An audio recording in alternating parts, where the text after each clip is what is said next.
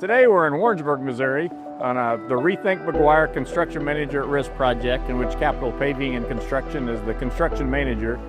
Really it's to rebuild the full infrastructure on Maguire Street from approximately Young Street, was it just south of Highway 50, down to the University of Central Missouri. And when I talk about rebuilding everything, it was from the sewer work to all the utilities, sidewalks, curb and gutter, and the roadway.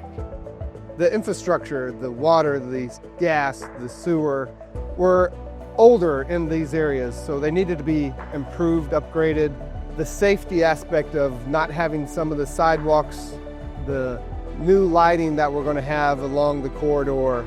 So it's going to be a safer street, a way to traverse through town. It's going to give pedestrians or bicyclists more safety. It's just going to look a whole lot better also.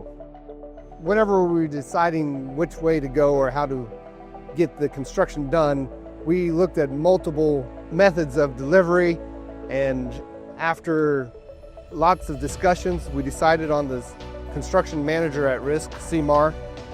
Construction manager at risk brings on the contractor early in the process. So the city made the decision to go with construction manager at risk. They had the consultant lined up, and right after that they bring the contractor on as the construction manager.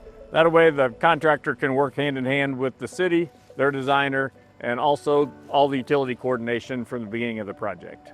The CMAR approach was a good fit for this project due to the complexity, the time-sensitive nature of the project, and just the need for the early involvement with the design phase of the project. The CMAR approach was also a good fit just for the risk side of things on this project.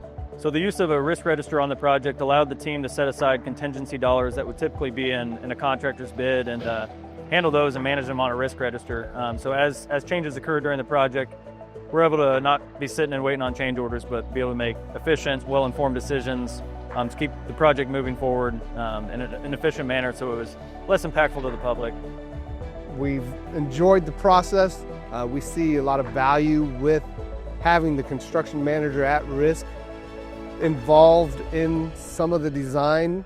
So the CMAR aspect of this is going quite well, and we are going to use it in the future. Yeah, so early collaboration with the CMAR on this project was crucial in identifying early cost control and budgeting for the project. On a project this size, it's very important to identify costs early on. Well, I think really it's the coordination and the relationships and communication that are very important for a project like this, because things don't always go great, on a construction project. Things will happen, there might be a utility company, something comes up, there might be something with our crews that come up, but just to have those open lines of communication so we can quickly talk to each other, resolve the issue, and keep the project moving. Yeah, so looking back on the Maguire Street project, I would say I'm most proud of the sheer amount of work that has taken place in the last year. Really, utilities didn't start moving until fall of 2024, and we're on track to have substantial completion in December of 2025. The traveling public has been very patient throughout the life of this project. It's been a full year of traffic disruptions on Maguire Street, but we really think that is a short time period compared to what it would have been if this project would have been delivered by the traditional low bid method.